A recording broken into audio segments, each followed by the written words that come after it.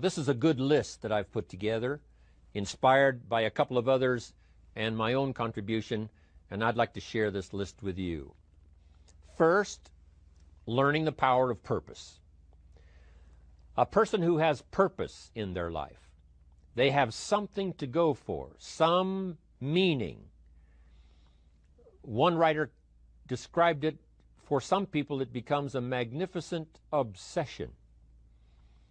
And for you and I, maybe it doesn't need to be that dramatic as a magnificent obsession. But it has to be something that does something to us, something that pulls us, especially into the future. You know, there are many influences on us. One is the influence of the past. Some people are always pulled back by the past.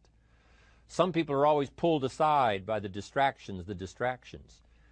But here's what's powerful. If you have a list of high purpose in your life, it pulls you toward the future. And the more powerful the purpose is, the stronger it pulls. And here's the other great advantage if you have purpose for the future. It pulls you through all kinds of challenges and all kinds of difficulties. If you don't have these strong purposes for the future, it's easy to get swallowed by a bad day. It's easy to be almost annihilated by a poor month. And it's easy sometimes to almost disappear beneath the waves of a year that goes backwards if you don't have something to pull you beyond that year. So if you want something to pull you through all kinds of challenges, all kinds of difficulties, and things that come at you, you got to have something on out there, beyond today, beyond next week, beyond next month, beyond this year, that pulls you into the future. And the clearer it is, the stronger it pulls. The more dynamic it is, the more it affects your life, your spirit, your heart, your soul. It also creates imagination.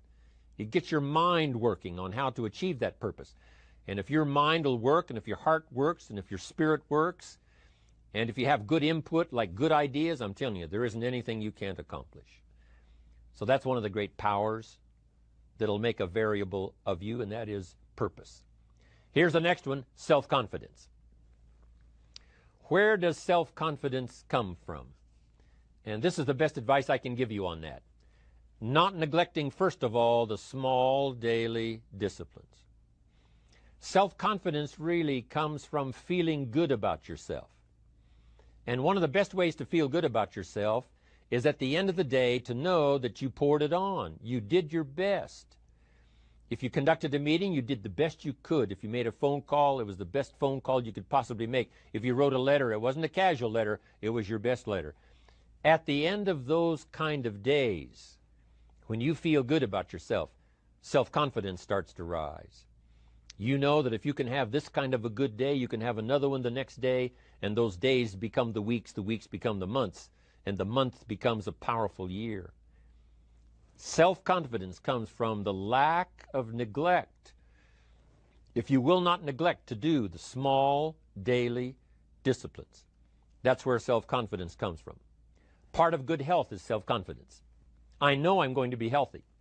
I take the Herbalife products. I eat the apple a day. I walk around the block. I do the jogging on the beach. At the end of the day, when you've really poured it on and you've done all the stuff, self-confidence grows. That self-confidence affects your health. It affects your future. It affects your psyche. So this is true. One of the great powers is self-confidence. Self-confidence means willingness to do whatever it takes to achieve. Some people say, well, I'll do it for a little while and see what happens. You know, I'll try a couple of things. If that doesn't work, I'm out of here. And all of us know that kind of person doesn't have much of a future. But if you're willing to do whatever it takes, if I have to learn a couple of things, I will learn those things. If I got to learn 5 or 6 things, I'll learn all 6. If I have to take an extra class, I'll take an extra class. If I've got to read the books, I'll read the books. If I have to consult with people who know more than I know, I will do the necessary consulting. Whatever it takes, I will do. That starts to develop unbelievable self-confidence.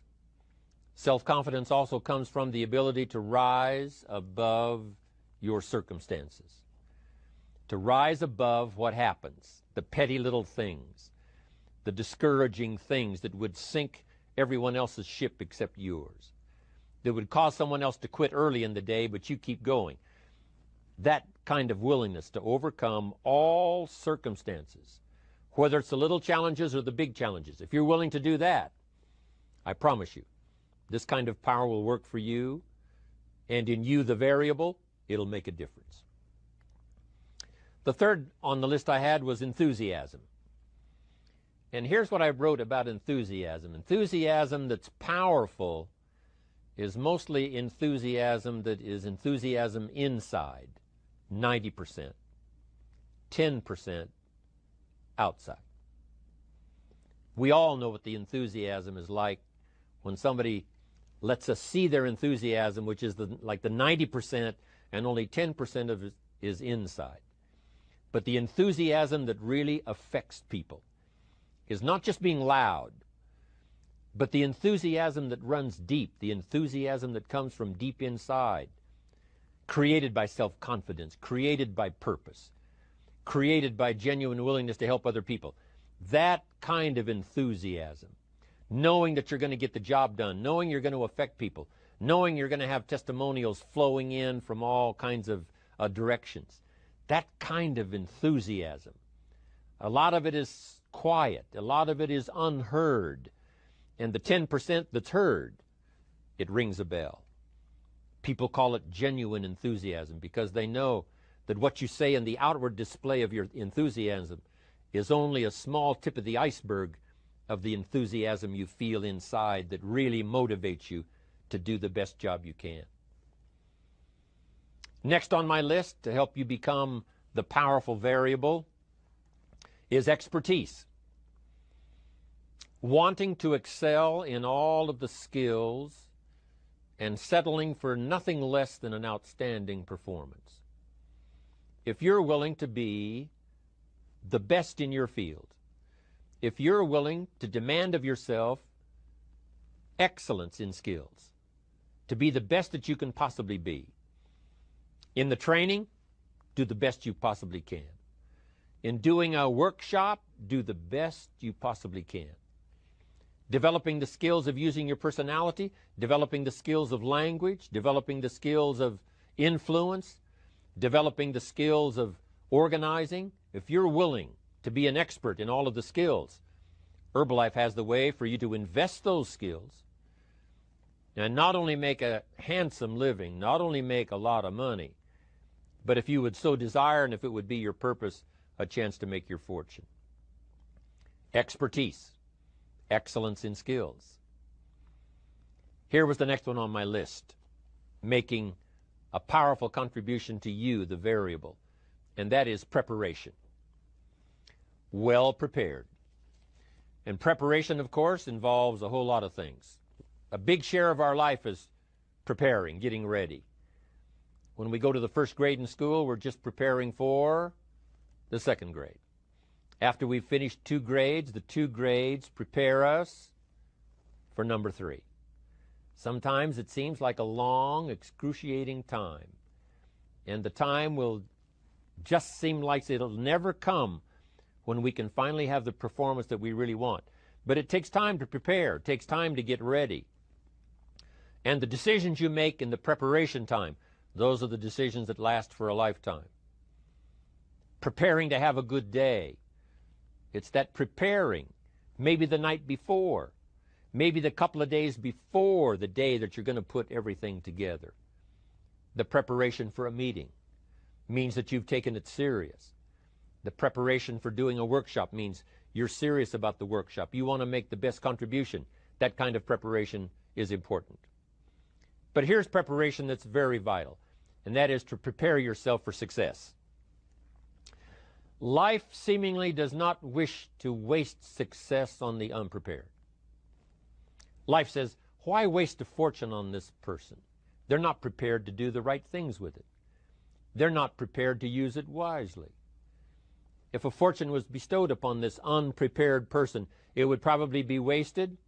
The people that could have been touched won't be touched. What could have been done won't be done because this fortune will have been wasted on the unprepared person. So not only look for fortune, not only look for the promise, but prepare yourself and ask of yourself, what can I do to make myself ready? Because remember, life was designed not to give us what we want, not to give us what we need, but life was designed to give us what we deserve. Every value in life must be paid for, and those that pay are the ones that get it. It says those that give receive. Someone says, I wish to receive, I wish to receive. You don't have to concentrate on receiving. Just become a good giver. It says those that search will find.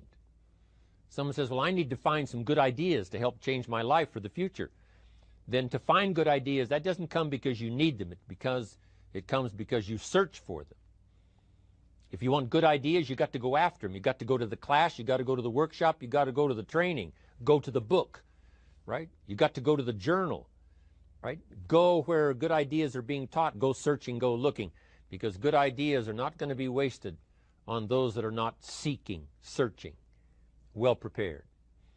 So, prepare yourself to be ready for fortune when it comes, to be ready for challenge when it comes, to be ready for opportunity when it comes. Opportunity comes along and passes by the person that is not well prepared. I want to prepare myself this year for next year. Yes, I wish to be effective this year, but I'm also thinking of ways, how could I be better? How could my ideas be more powerful? How could they be sharper, more clear? How could I reach some people next year that I perhaps can't reach this year? I haven't reached deep enough into my own soul to affect some people. Some people just pass by and say, hey, what a good speech. But how could I make it stronger than that, deeper than that, more powerful than that? I cannot be as powerful as I could be next year. You know, you can't go to the 10th grade in the 5th grade. You just got to go through the grades. But the more you are prepared, when the 10th grade finally comes, now you can cash in and get 2 times, 3 times, 5 times more value from it by being prepared. I want to do my best this year for Herbalife, but I also want to get ready for next year, 1999. And then when the year 2000 comes, at the turn of the century, I want to be well equipped by language, by instinct, by temperament, by personality, by influence, to really be valuable the year 2000, 2001, 2, 3, 4, 5. That's my goal. I'm sure it's your goal. Now here's the next one. There's great power in self-reliance. Self-reliance means you simply look mostly to yourself. It would be nice if someone just gave you this, gave you this, gave you this. It would be nice if everyone did their job exactly as they're supposed to do it. But here's what you've got to do. Primarily rely on yourself. Primarily say, I'm the person responsible. And I will learn the necessary skills so that I can help people learn their skills. If I need lots of people to do certain things to build my organization, that is what I must have. But I've got to be the final backstop. I've got to be the final one that people can rely on. So that if this is missed and this is missed, I can catch up. I can fill the gap. I can do the job. We have to do it when we conduct meetings. We have to do it when we conduct training. We have to do it when we're in a class of just a few. What someone might have missed, we're there to fill in. Self-reliance. Primarily, we're learning to count on yourself. So that you can do this. Never complain and never explain. Here's the next key power, and that's image. There's many parts to image. The image that others see you as, the image you have with other people. And it's very important how other people see you. If they don't see you as a leader, chances are they won't pay attention. If they don't see you as being in control, chances are they won't have the trust. If they don't see you as knowing where you're going, what you want to accomplish, they probably won't follow. But if people can see you, if you have the image of someone that's in charge, in control of your life, your future, your destiny, in control of the situation, if they see that, that kind of image is powerful. It helps to win the day. It attracts other people. People want to be around people that are in control, that are powerful, but they know how to use their power, influential, but they know how to use their influence. That kind of image is important. But here's a very important image, and that is your image of yourself. The way you dress, the way you talk, the way you think, your capacity for learning, all of that is an important image that you have of yourself. The image that you have that if it needs to be learned, you could learn it. If there's a book that needs to be mastered, you could master it. If there's a skill that needs to be learned, why couldn't you get busy now and learn that skill? That kind of self-image, that I am continually trying my best to be the best I can. Because one of the most important places you have to look is into the future, yes. You've got to look into the past, yes. You've got to look around, yes. But one of the most important places you have to look is in the mirror. You know, how I appear to other people, that's important. But how I appear to myself is the ultimate importance. That kind of image, to where you'll develop the self-confidence, you'll develop the self-reliance. Now here's another one in my rather short list. The next word is character. Becoming a person of high values, a person of principles, a person of honesty, a person that earns respect. That kind of character. It took character when Mark started to put the marketing system together. How can we have a system that will build in the integrity, that people will know that if this happens, then this will happen. And if this goes wrong, here's the way to fix it. Unless you have the principles and the character and the integrity to put together a viable plan for a wide variety of people, then the system is not going to last very long. And I've been around long enough, and I'm sure you have been around long enough to see a lot of systems that got started, but they failed. And the reason is because they were not constructed with integrity. They were not constructed with character. They were not constructed with doing the right thing. They might have been constructed to take advantage. You know, cash it out as quickly as possible and leave. Mark was involved when others took advantage of him all those years ago before Herbalife. When someone took advantage, didn't have the character, didn't have the principles, and didn't have the character to stay, the character to see it through, the character to do the right thing. So this is important, to develop the character within yourself, that people see you as honest, as fair, willing to do the right thing, willing to be helpful, but always willing to walk the center line, not to pass the line. When we come to an opportunity like Herbalife, especially multi-level network marketing, it is so dynamic, it is so powerful, and it is so possible in fortune making that sometimes people want to speed up the process by cutting the corners, by neglecting to do the right things, you know, to cheat a little here, you know, cross the line just a little bit, because then, you know, it'll grow faster and you can cash in quicker. Not necessary here. Doing Herbalife right will build your fortune longer and stronger than trying to cut the corners and not doing it right. If we'll have the integrity that Mark had when he started it, and keep perpetuating that we will do the right thing by the marketing system, the right thing by a distributor who has a customer and they take care of that customer belongs to that distributor. That kind of integrity in the marketing system, the kind of integrity we have among each other, the kind of character we have to rely on each other, because here's what we cannot do. We cannot do this by ourselves. Mark's got to count on me. I've got to count on Mark. We've got to count on the president's team. The president's team has to count on the chairman's club for advice and counsel. We have to count on the millionaire team, the tabulator team, the world team. We've got to count on the distributor. We've got to count on the distributor giving the right message to the potential customer. We've got to count on the distributor giving wise counsel to the new recruit, teaching them the right way, the Herbalife way, the principled way, the character way. Vitally important. Building and developing your own character. Now here's another one. It's called self-discipline.